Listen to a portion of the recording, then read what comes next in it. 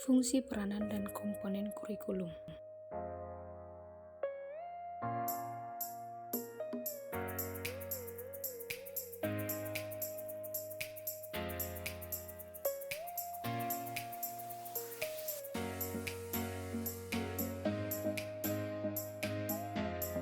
Baiklah, saya akan menjelaskan tentang definisi dan pengertian kurikulum.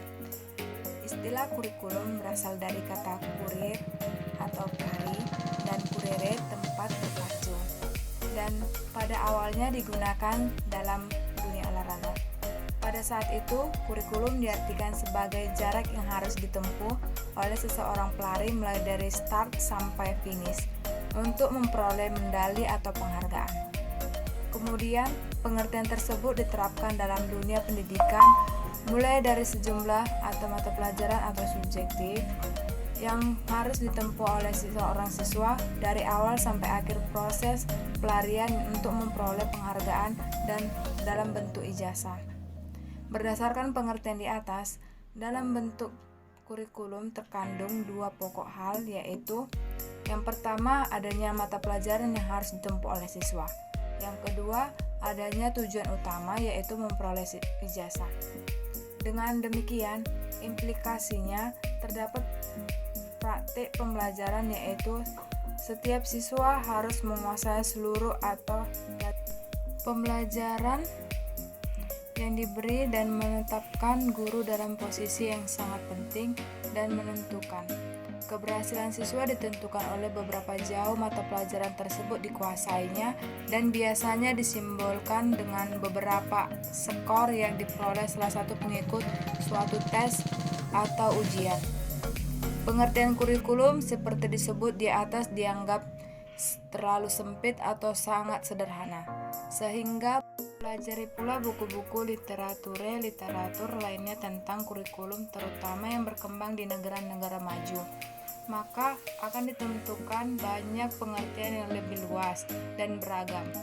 Istilah kurikulum pada dasarnya tidak hanya terbatas pula sejauh mata pelajaran saja, tetapi mencakup semua pengalaman pembelajaran yang di dalamnya siswa mempengaruhi perkembangan pribadinya.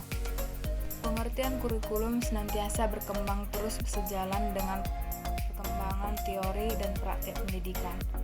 Dengan beragamnya pendapat mengenai pengertian kurikulum, maka secara teoretis akan agak sulit untuk menentukan salah satu pengertian yang dapat merangkum semua pendapat. Keterkaitan kurikulum dengan berbagai pengertian kurikulum.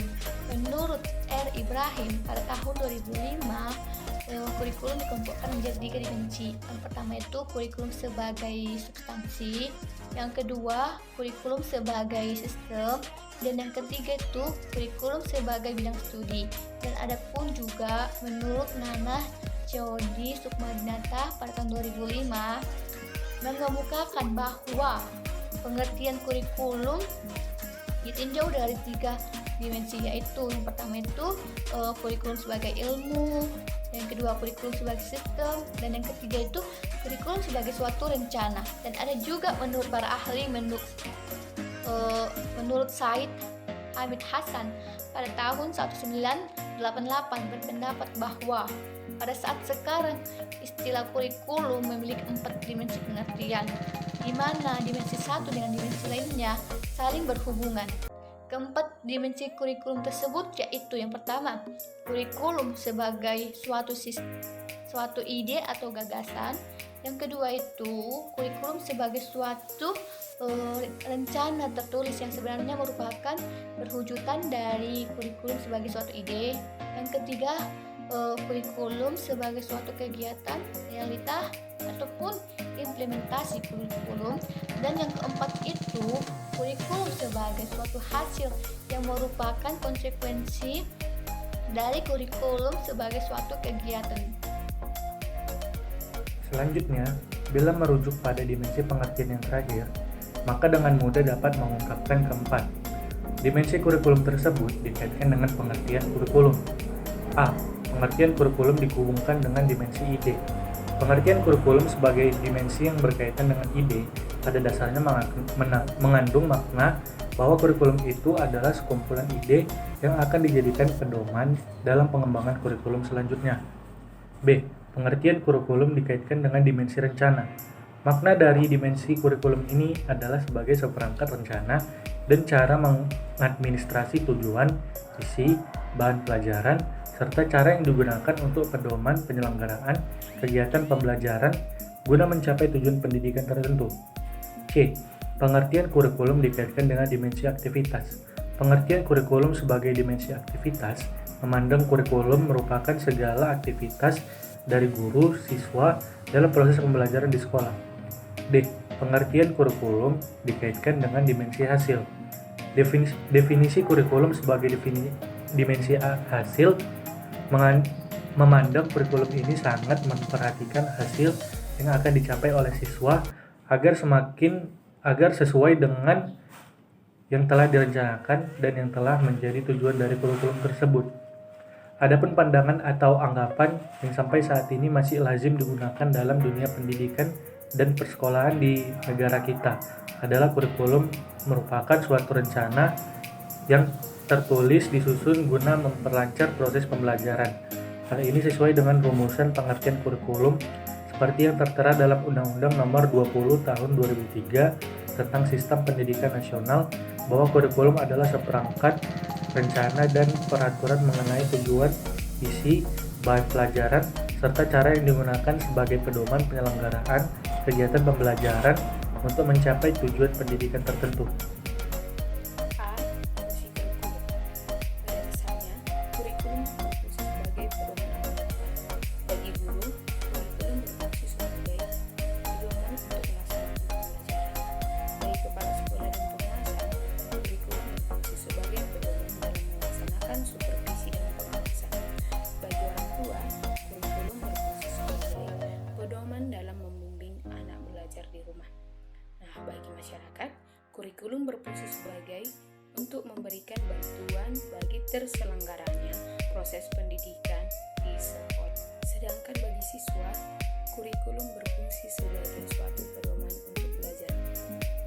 Berkaitan dengan fungsi kurikulum bagi siswa sebagai peserta didik atau subjek didik, terdapat 6 fungsi kurikulum, yaitu A. Fungsi penyesuaian atau the adjective or adjective function, yang dimana dikatakan bahwa kurikulum itu sebagai alat pendidikan yang harus mampu mengarahkan siswa memiliki sifat yang well adjusted, yang mampu menyesuaikan diri dengan lingkungannya, baik lingkungan fisik maupun lingkungan sosial.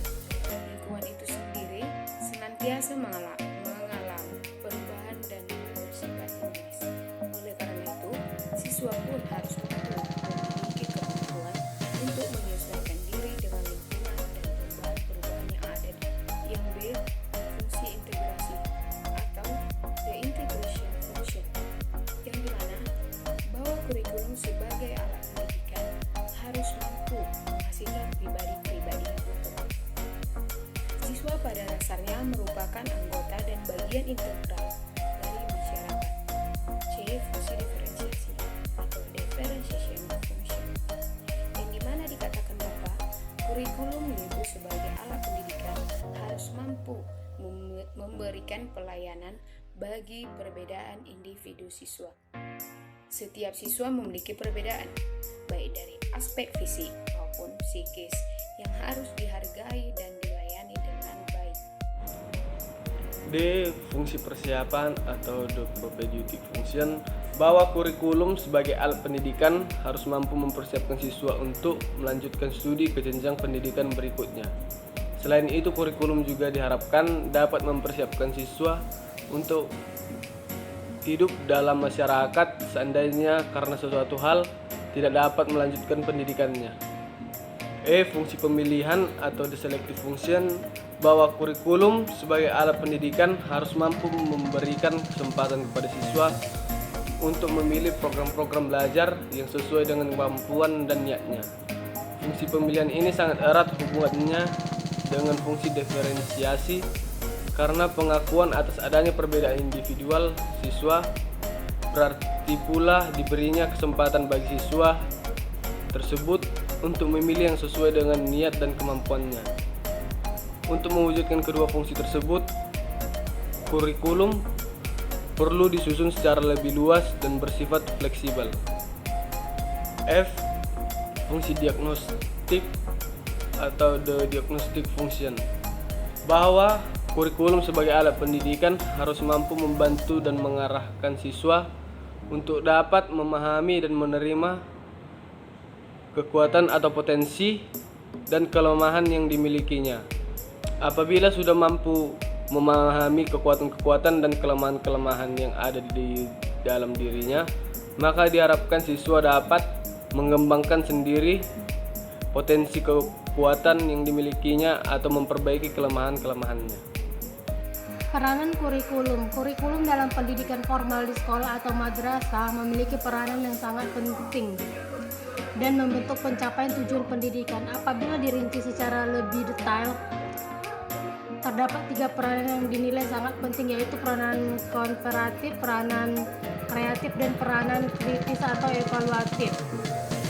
Peranan konspiratif bahwa kurikulum dapat dijadikan sebagai sarana untuk mentransmisikan nilai-nilai warisan budaya masa lalu yang dianggap masih relevan dengan masa kini kepada generasi muda.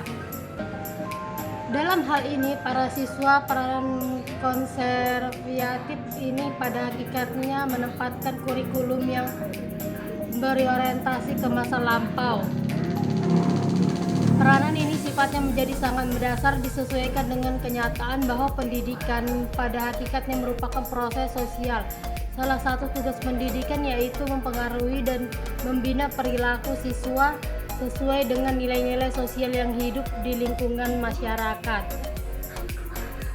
Peranan kritis dan evaluatif bahwa nilai-nilai dan budaya yang hidup di masyarakat senantiasa mengalami perubahan, sehingga pewarisan nilai-nilai dan budaya masa lalu kepada siswa perlu disesuaikan dengan kondisi yang terjadi pada masa sekarang.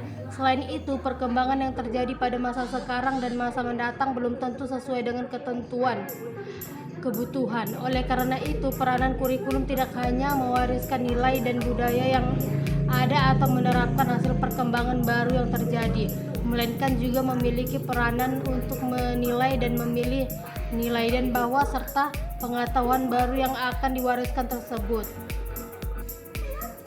Ketiga, peranan kurikulum di atas tentu saja harus berjalan secara seimbang dan harmonis agar dapat memenuhi tuntutan keadaan.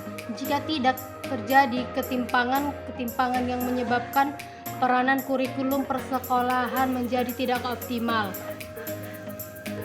Dengan demikian, pihak-pihak yang terkait idealnya dapat memahami tujuan dan isi dari kurikulum yang diterapkan sesuai dengan bidang tugas masing-masing. Kesimpulan, pengertian kurikulum di organisasi menjadi 2. Kurikulum adalah sejumlah rencana isi yang merupakan sejumlah tahapan belajar yang didesain untuk siswa dengan petunjuk institusi pendidikan yang isinya berupa proses yang statis ataupun dinamis dan kompetensi yang harus dimiliki.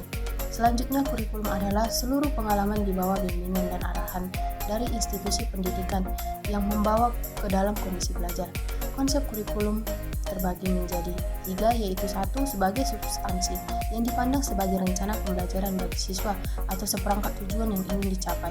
Yang kedua, sebagai sistem, merupakan bagian dari sistem persekolahan, pendidikan, dan bahkan masyarakat. Dan yang ketiga, sebagai bidang studi, merupakan kajian para ahli kurikulum yang bertujuan untuk mengembangkan ilmu tentang kurikulum dan suatu sistem kurikulum. Istilah kurikulum menunjuk beberapa dimensi pengertian, di mana setiap dimensi memiliki hubungan satu dengan yang lainnya. Keempat dimensi tersebut adalah 1. Kurikulum sebagai suatu ide, 2. Kurikulum sebagai suatu rencana tertulis, yang ketiga, kurikulum sebagai aktivitas atau sering disebut juga kurikulum sebagai suatu realita. Yang keempat, kurikulum sebagai hasil yang merupakan konsekuensi dari kurikulum sebagai suatu kegiatan. Kurikulum berperan dalam pencapaian tujuan pendidikan, yakni 1. Memiliki peran konservatif, yang kedua kreatif, 3. kritis, dan 4. evaluatif. Sekian dan terima kasih.